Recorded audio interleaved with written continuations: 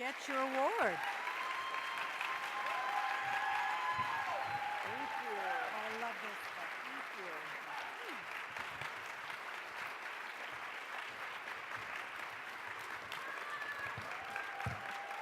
Jane Yolen just introduced me. Jane Yolen talked about my book. Oh. I am so thrilled to be up here. I've been at this a long time, and I know what a big deal this is.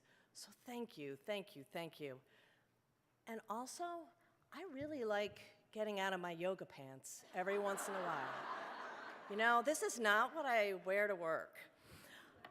When I got the call from Lynn about this award, I was just about to walk into a vision board party, which is dorky, but true. So I'm all excited. I go into the vision board party, and I'm thinking, what could I possibly put in my vision board? I won the golden kite, you know? Woo! And then I remembered what Lynn said and about how I would be accepting in front of 1,000 people. So I was like, lose 20 pounds was the next theme of my vision board, and it didn't work. Stupid vision boards. There Might Be Lobsters is a really special book to me. When I got the email from my editor, I cried, but they weren't tears of joy. They were tears of relief. I hadn't made a sale in a long, long, long time. And I had many dark moments when I considered quitting writing and opening up a perfume store. I just did. Then one day, I received a letter from a second grader named Jordan. Now, I do a lot of school visits, and I get hundreds of letters every year, but this one really stood out to me. It came at the perfect time, and I keep it over my desk because it's that special. It's about my book, Henry and the Crazed Chicken Pirates, another deep and moving book, but which is also about overcoming your fears. Apparently, I am a very fearful writer because I write about fear a lot. This is what Jordan had to say. Ahoy, Miss Crimmy.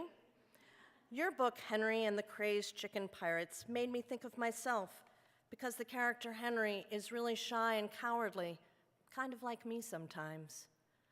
But I put all that aside and come around in the most sincere moments.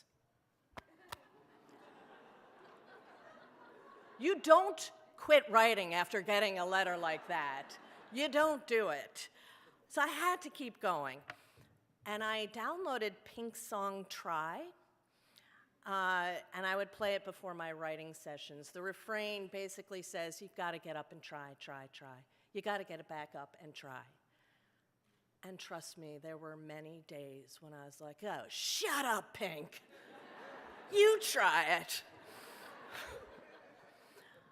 But if there are any writers or illustrators out there who are thinking of quitting, and if there really are 1,000 of you, I'm thinking about 500 right now are thinking of quitting, download your own fight song and know that there's a Jordan out there waiting for your story.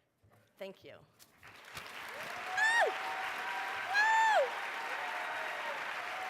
I'm very honored tonight to award the Golden Kite Award for nonfiction for young readers to Carol Boston Weatherford.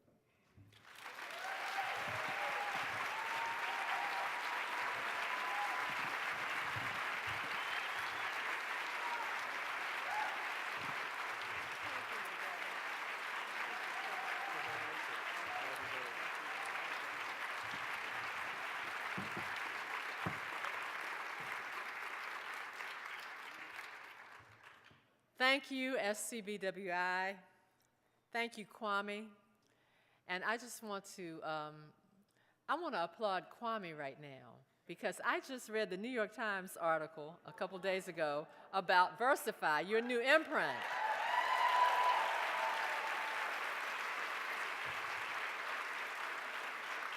And I have been following Kwame's career before he was even a children's book author. He doesn't know that, but I've been following you for a long time, and I am so proud of you. So proud. And I just want to say that one thing I learned from the article that I did not know was that the crossover, which Kwame won the Newbery for, was rejected 22 times. So that should give hope to all of us. To all of us.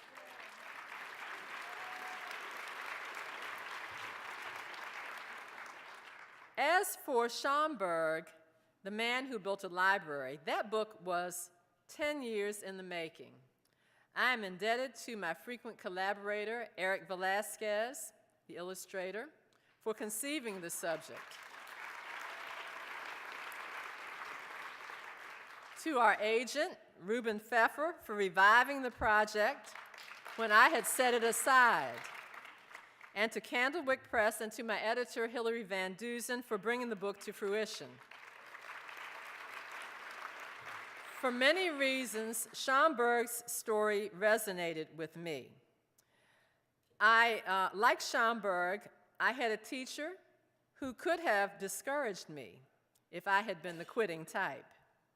Like Schomburg, I am a collector of books, prints, and vintage photographs, and many other things that clutter my condo. I first learned of Schomburg 35 years ago when I visited the Schomburg Center in Harlem to research images for Remember the Bridge, a book that was 20 years in the making. Finally, like Schomburg, I am tracing my heritage for a work in progress, tentatively entitled Ken. I take none of my success for granted. I entered the industry during the multicultural boom of the 1990s. My mission is to mine the past for family stories, fading traditions, and forgotten struggles. The need for diverse books and diverse creators of books persists. There are stories begging to be told. Diverse narratives cultivate empathy in young people. There are writers of color who not only have stories to tell about their own cultures, but who have stories to tell about dogs and cats and fairies and monsters. And they need to be able to tell those stories as well. They need to be able to cross over as easily as white authors can cross over to tell stories about people of color.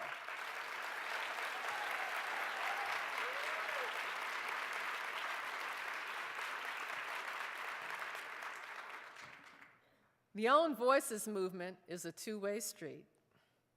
I am grateful to God for blessing me with this gift and for the support of my family. My daughter, who could not be here tonight because she is expecting a baby in a few weeks.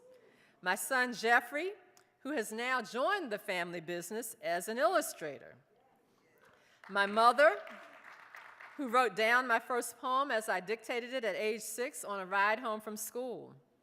My father, who printed my early poems on a letterpress in his shop class at Baltimore's Frederick Douglass High School. Seeing my work in print as a third grader gave me the audacity years later to think that someone other than my father might actually publish my work, even though I had been rejected by some of the biggest and best publishers in the industry. Last but not least, I want to thank my mate Jerry, who brings me more joy than I thought possible. Thank you for sharing your love and your life with me. Thank you, everyone. So it's my pleasure to present the Golden Kite Award for picture book illustration to Kennard Pack. Congratulations, come on up.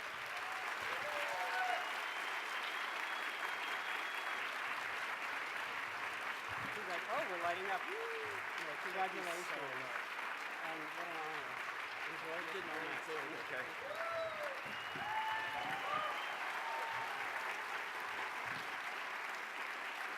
All right. I hope you're all having a really good time. I certainly am. This is my first award since 4th grade, 5th grade. So it's a big deal. It's a really, really big deal. And it's really nice. Yeah.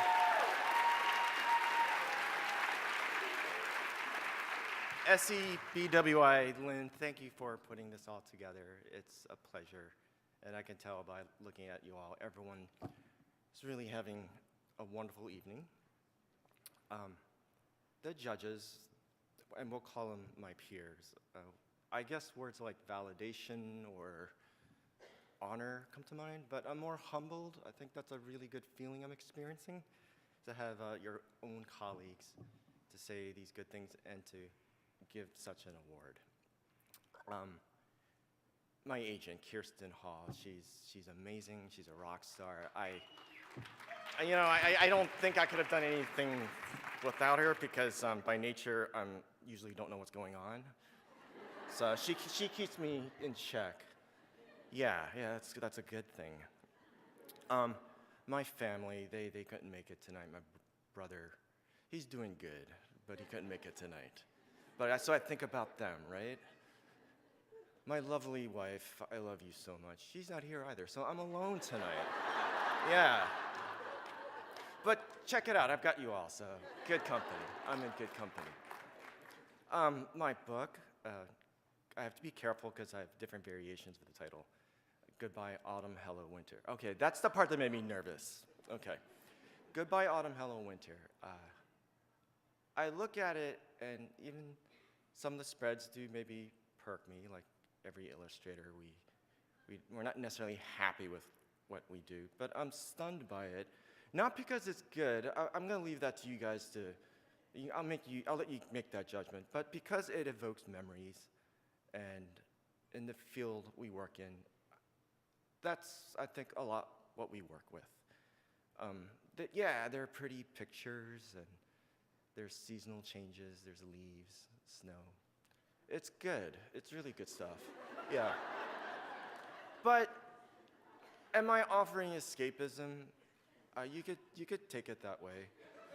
But what I'm going to talk about is there are opportunities where there are breaks, moments, where things can slow down. Sure, they could speed up too, but the point is, there are these points where the unexpected happen, where a leaf can fall in front of you, or you wake up and you notice that the day is different, like there's snow. But the point is that these unexpected events happen, and then out of these unexpected events, good things can come for each other, our friends, and the little ones. Guys, thank you so much. I really, really mean it. Have a wonderful evening. For her deeply researched, deeply felt, and beautifully written book, Vincent and Theo, please join me in congratulating Deborah Heiligman on her 2018 Golden Kite Award.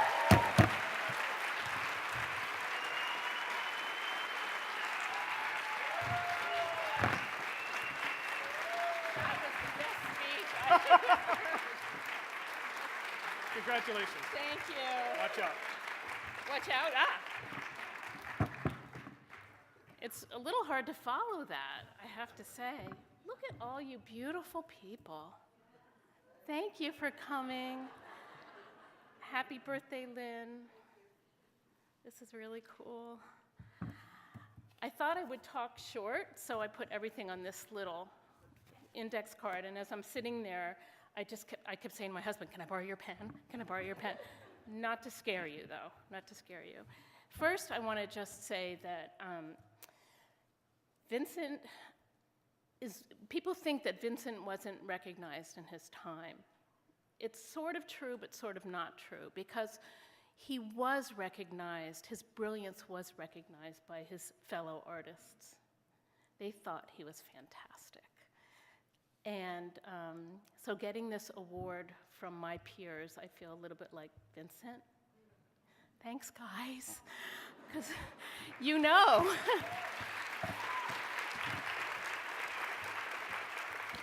You know how hard it is.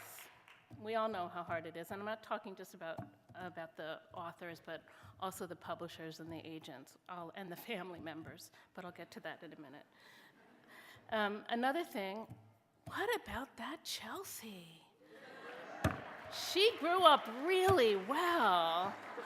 I don't know about you, but I was just feeling extremely proud of her. I just sort of felt like maybe I kind of had a hand in her upbringing, which I did not at all, but I just felt very proud of her. And When she was talking about how much she loved books, I added one more thing to my card, because guess who else loved books? Vincent loved books. He not only loved to walk, as Brian said, alone, and discover and explore, but he loved to read. And if you read his letters, you'll see he's constantly referring to books. So there were a few things, I've whittled it down to 4, that you may not know about Vincent, but that were very, very important to him and really resonate with me. One was that he worked really hard. I don't know if you know this, because probably not everyone has read my book. Why not? Sorry. But he worked really, really hard, and he was mostly self-taught. He wasn't a big fan of school. And so he taught himself by copying drawings from a book over and over again. He was really compelled to get the human figure right, and he was not really satisfied pretty much until the end of his life. And he was only an artist for 10 years, and when you look at his amount of work that he did, oh, Brian, by the way, it's okay to say Van Gogh in America. And this is from my friend Myrna, who used to walk her dog in the park with me, and she's from the Netherlands, so good to go. And it's really, actually, Van Gogh is really the better pronunciation, but whatever. Where was I? I got distracted. It's Lynn looking so beautiful down there. It's very distracting. So he was self-taught, and he worked so hard. I mean, we have this sort of image of him just sort of crazily slapping paint on the canvas, but he got annoyed when people thought that was Freudian, that he painted quickly. Yes, it took me over 5 years to write this book, so sorry about that. I worked very hard on this book.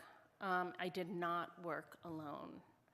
My editor, who is probably now, oh, there she is, Laura Godwin.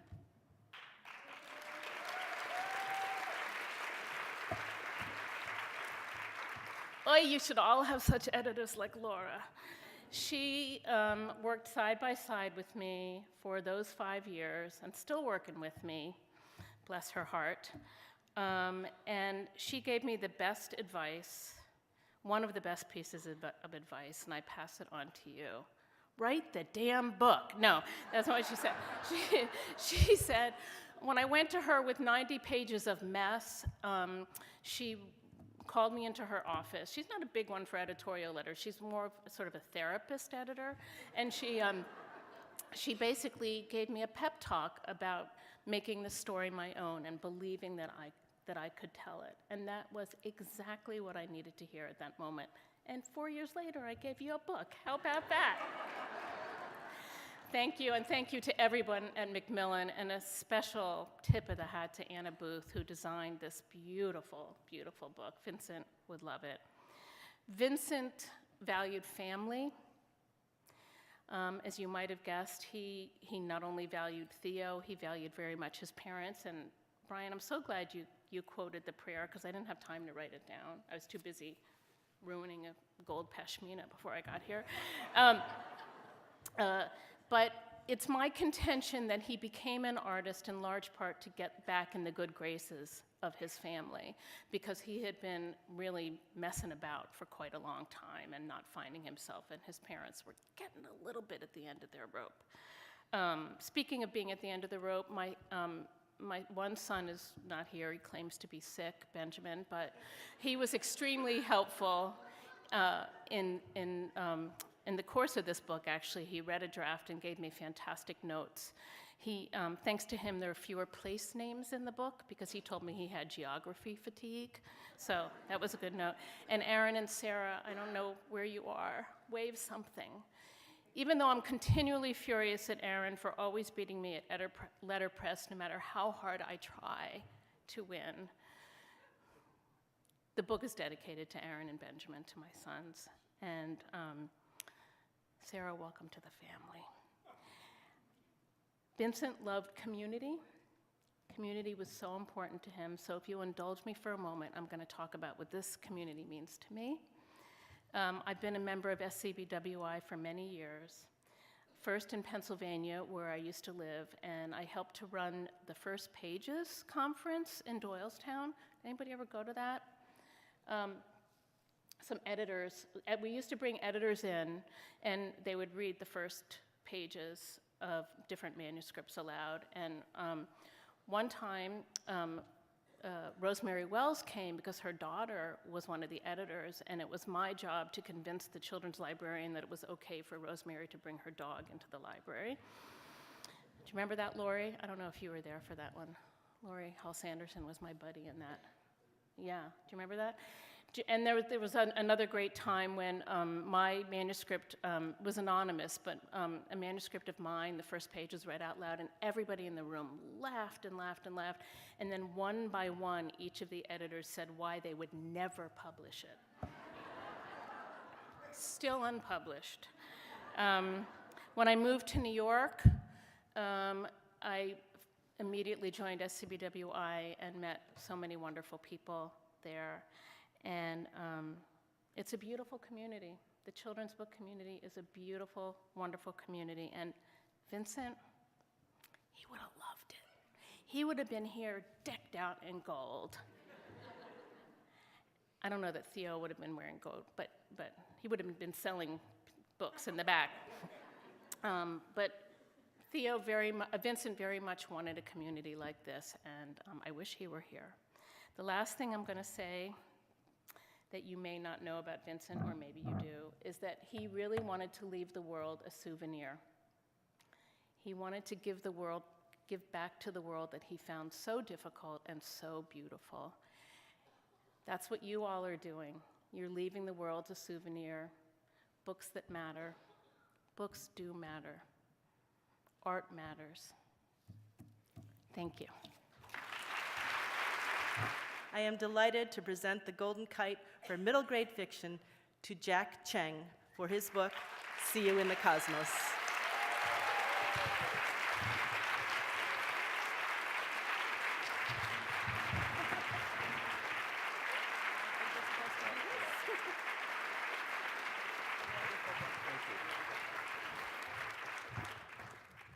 Wow, that was Linda Sue Park, guys. That is my plain stub. So actually, like, A Single Shard is like one of my all-time favorites. And while I was writing See You in the Cosmos, I was taking pottery classes in the afternoon. And actually, during the acquisition process, when I had my very first phone call with my editor, Jess, I was in the studio and literally had to wash the clay from my hands in order to take the call. So I think it's very fitting. And I was also so excited that I could barely sleep last night.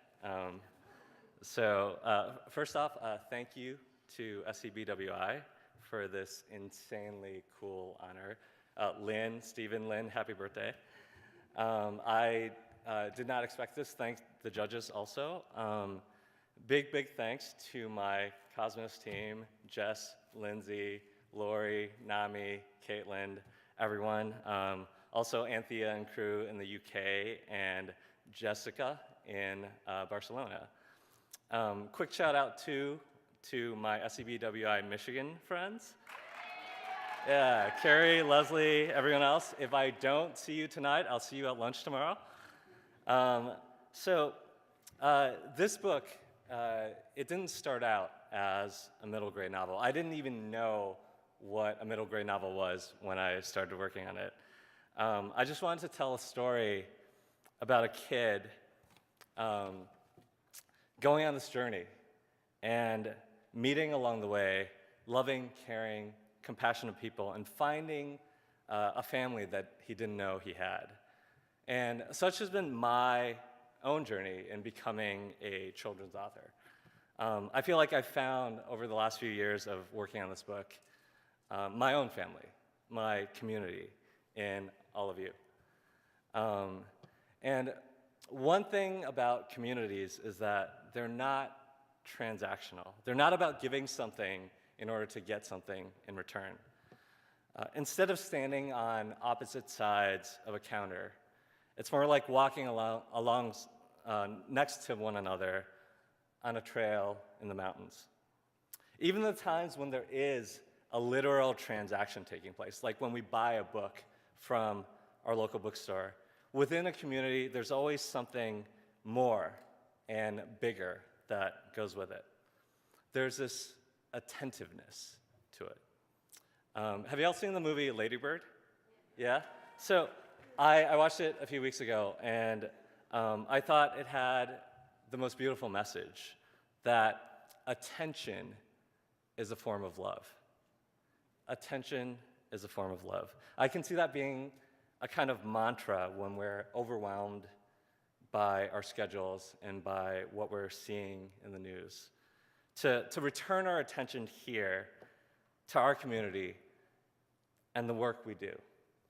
To be attentive to authors and illustrators, new, aspiring, established, the way that others have been attentive with us. To be attentive to kids, from the ones with a million questions about our books to the ones who don't like to read because they just haven't found the right story yet. And also to be attentive to ourselves, especially in the moments when we find ourselves being inattentive, to sort of be kind to ourselves in those moments. Attention is a form of love. And maybe it's less that love happens in community than it is that community flows out of that love, of those acts of love. Maybe. So I guess that's all to say thank you again to this community. I love you, and I'll see you on the trail.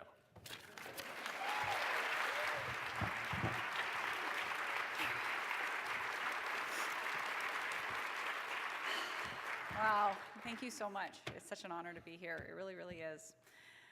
My first book, Sacred, sold to Random House on Valentine's Day, 2011. When the acquiring editor told me that the book would be published in November of 2012, I thought, okay, I'll be dead before that. I was sure of it, because seeing my name on a book on a shelf had been such a dream for so long that it felt impossible that my published book and I could share the earth and that we could exist at the same time. All my life, I wanted to be a published writer. Those two words for me always went together in my description of who I wanted to become. Not a writer, a published writer. And I don't think it was the idea of money attached to publication that I sought. As we all know, there isn't usually a ton of money behind being a writer, published or not. I think it was the thought that seeing my book published would prove to me that my words and my ideas had worth, that I had worth. What Girls Are Made Of is my 5th young adult novel and my 8th published book, and it's also the hardest book I've ever written. There are many factors that made this true. First, this book doesn't follow a linear plot structure. Instead, it loops back again and again to the summer Nina was 14. This means the story isn't told in chronological order, and it's actually the first book I've ever written that I took into pieces after completing a draft and worked to reorder it over the course of several months. This book was also hard because it was so intensely personal, and it was born out of deep-seated feelings of shame, disgust, and fear. And these aren't nice things to speak about. It examines all the parts of myself that felt the least worthy of love. My grasping need for love and attention, the grossness of the functions of my body, my messy, contradictory feelings about sex and love and God and self. Writing this book was the act of reaching into my throat and gouging out a tumorous owl pellet growth, and then picking apart the pellet to see the teeth, the hair, the tiny bones, the blood clots, all of my own making. When people tell me they're reading What Girls Are Made Of, I can't really say I hope you enjoy it or I hope you like it, because I don't think the book is enjoyable to read, and it wasn't enjoyable to write. I say, I hope the book is meaningful to you. It is intensely meaningful to me, and I'm grateful to each reader who shares time with it. And when someone tells me that they see themselves in what girls are made of, I say, me too.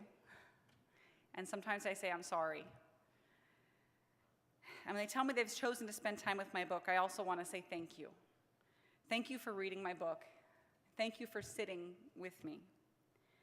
I want to thank SCBWI, Lynn and Stephen, and the judges for honoring What Girls Are Made Of tonight, alongside these other beautiful books, in this room full of writers and artists and lovers of books. My character, Nina, didn't have a community. That is one of the root causes of her unhappiness. Like Nina, I have been largely unmoored for most of my life, with my own small family to support me, but without a larger sense of community connection. Being a writer has shifted this for me. It's a community that lifts up these books tonight, and it's a community that helped me get my book written. First, Ruben Pfeffer, who has the best name of any agent ever. My agent and my friend. Where are you, Ruben Pfeffer? There you are, Ruben Pfeffer. Thank you. You've been a steadfast partner, and I'm remarkably fortunate to have you as a guide into the publishing landscape. Thank you. I'm grateful to Alex Reed, the editor of What Girls Are Made Of, who gave me the space to tell this story, and Adam Lerner, who published it. Carol Rhoda Lab says they're dedicated to publishing boundary-pushing YA, and they put their money where their mouth is. If you have a boundary-pushing YA, you might want to consider sending it to Carol Rhoda Lab. Martha Brokenbrough, an author and a friend I so admire and love, gave me perfect advice about how to deal with a revision letter, and spent hours talking with me about the issues in my book and in my heart. Thank you. My family of origin is small, but I am grateful to the micro-community of my siblings, Sasha, Zach, and Misha, whose support I lean on every day and who I hope will always lean on me. I'm grateful to the support of my husband's family, who has become mine, and my own little family, Keith, Max, and Davis, who love me and whom I love without conditions. I'm dedicating this recognition tonight to Planned Parenthood.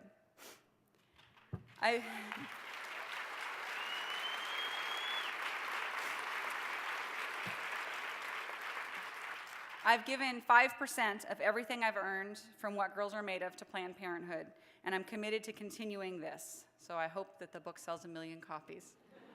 Thank you, Planned Parenthood, for everything you do for women. Thank you, Planned Parenthood.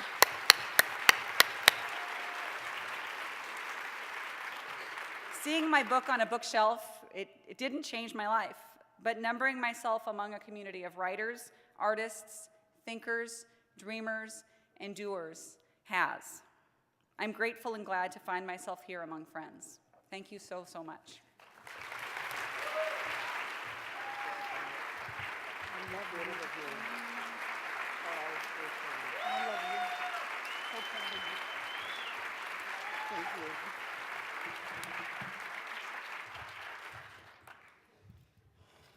Daggone it, Vanessa. Messing up my makeup and everything. I got this fly dress on, she messing up my makeup.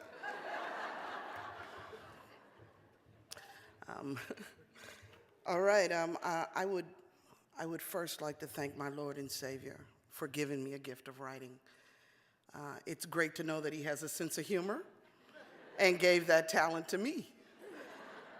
I would also like to acknowledge the people in my village, my husband, Reggie, my sons, Philip and Joshua, my wonderful publishers, Bowser and Bray, the incredible Jen Rofe and the amazing Kristen Renz, the best agent and editor duo on the planet. And of course, thank you, Lynn Oliver and Steve Mooser and SCBWI for this wonderful honor.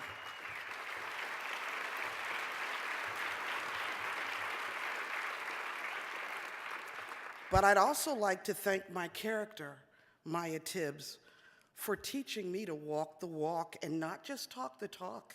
See, when I began to write Maya's first story, I couldn't see her. I've always had my character walk around in my head a while before writing about them, and let me let Most of you know that I don't need medication. So let me clear that up right now. But Maya was very elusive. When she did show up, the first thing I saw were these pink cowgirl boots. And I thought, oh no. And then I saw this brown vest and brown cowgirl hat. This was the absolute worst thing that could happen to me. See, I don't like country or Western. And now I've got a character that's supposed to be a possible series, and we don't have anything in common. But I continued writing, and I tried to remember the days when my grandmother listened to Charlie Pride. That memory made me so ill.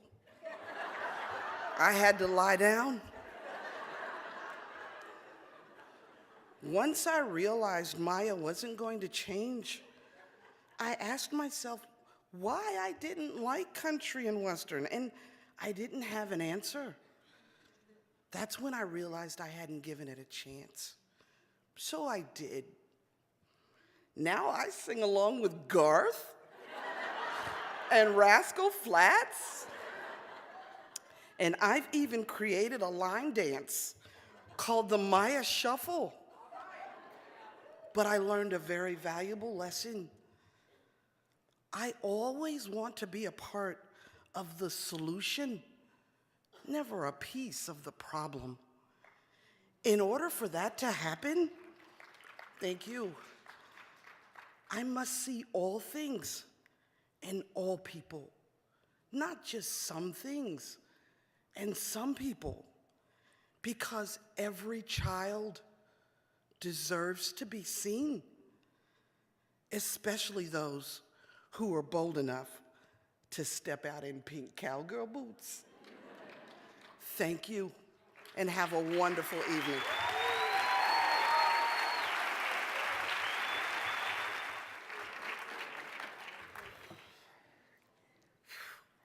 Should we have a collective deep breath?